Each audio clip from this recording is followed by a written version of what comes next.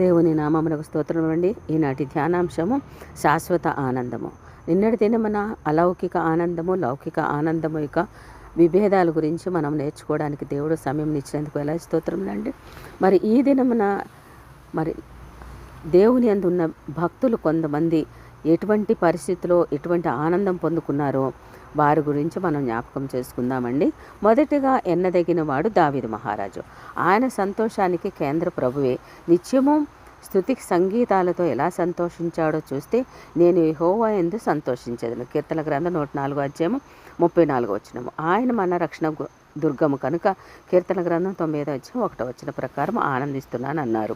ఆయన కలుగు చేసిన రక్షణను బట్టి కీర్తన గ్రంథం 13 ప్రకారం ఆయన జీవము గల దేవుడు కనుక కీర్తన గ్రంథం 84 ప్రకారం ఆయన శరీరము హృదయము అన్ని దేవుణ్ణి దర్శించుటకు ఆనందంతో కేకలు వేశారట.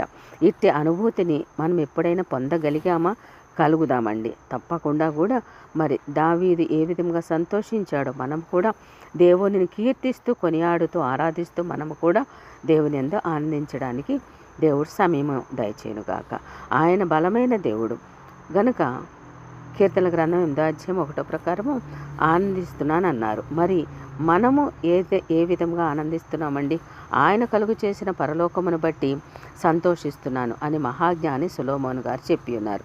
నేను ఆయన వద్ద ప్రధాన శిల్పినే దినదినము సంతోషిస్తున్నాను, నిత్యము ఆయన సన్నిధిని ఆనందించుచుంటిని. సామెతల గ్రంథం 8 ప్రకారముగా తన ఆనందమును మనతో పంచుకుంటున్నారు. ఆయనలో ఆనందించుటలో మన స్థానము ఎక్కడుందో మనము ఆలోచించుదామండి. ఆయన భక్తులు మాత్రమే కాదు, భూలోకము ఆనందించును, ద్వీపములన్నీ సంతోషించును. ఎందుకంటే దేవుడు రాజ్యమును చేర్చున్నాడు కనుక. కీర్తన గ్రంథం 9 ప్రకారం కొండలు ఆనందమును నడికట్టుగా ధరించుకున్నాయట. కీర్తన గ్రంథం 35 లోయలు సస్యములతో కప్పబడి సంతోషముతో గానం చేస్తున్నాయట. నదులు చప్పట్లు కొట్టి స్తుతించుచుండగా అరణ్యమును ఎండిన భూమియు సంతోషించును. అడవి ఉల్లసించి కస్తూరి పుష్పము వలె విరిసి సంగీతములు పాడును. యెషయా గ్రంథం 30 ప్రకారం కారణము అవి యెహోవా మహిమను మన దేవుని తేజస్సును చూచును గనుక. ఇట్లు సకల చరచర సృష్టి యావత్తును ఆయనలో సంతోషించుచుండగా వీటన్నిటి మీద అధిపతిగా మనలను సృజించిన దేవునిలో మనం ఆనందిస్తూ ఆయన మహిమా తేజస్సును వీక్షించగలుగుచున్నామా? ఆయనలో ఇవన్నీ చూడగలుగుచున్నాము. మనం ప్రకృతిలో ఉన్న పరిస్థితులన్నీ కూడా మనము ఆనందిస్తున్నామంటే ఆస్వాదిస్తున్నాము, మనము జీవిస్తున్నాము. మరి ఇవన్నీ కూడా సృష్టించిన సృష్టికర్తను కూడా మనము మర్చిపోకుండా ఆయనను మనకి ఇవన్నీ ఉచితంగా ఇచ్చినందుకు ఆయన ఎల్లప్పుడూ కూడా స్తుతించాలండి. ప్రభువులో ఆనందానికి పరాకాష్ట ఎట్టితో హబక్కు ప్రవక్త ఇలా తెలియచేస్తున్నారు. అంజూరపు చెట్టు పూయకుండినను, ద్రాక్ష ఒలీవ చెట్లు ఫలింపకుండినను, శాలలో పశువులు లేకపోయినను నేను యెహోవాయందు ఆనందించేదను. హబక్కు 3:17-18 నా రక్షణకర్త అయిన దేవుని యందు నేను సంతోషించేదను. ఇట్టి ఆనందమే ప్రభువులో అసలైన శాశ్వత ఆనందం. పౌలు భక్తుడు శోధనలో ఆనందించమన్నాడు. యోబు, యోసేపు మొదలగు భక్తులు శోధనలో ఆనందించి నిలిచి గెలిచి అత్యధికమైన ఆశ్చర్యములు అనగా శత్రు రాజ్యాల మీదే వారు అధికారులుగా ఉండి ఆ రాజ్యంలోని రాజులకే వారు సలహాలు చెప్పేవారుగా ఉన్నారు. అంతటి ఆశీర్వాదం పొందుకున్నారు, అంతటి ఆనందం వారికి ఇచ్చారు, వీరు పొందుకున్నారు. వారందరినీ కూడా మార్చగలిగారండి. ఆయనలో మనం ఆనందిస్తే ఆయన మన యందు ఆనందిస్తారని వాక్యం సెలవిస్తుంది. ఆయన ఆనందించే విషయాలు మనం కొన్ని పరిశీలిద్దామండి.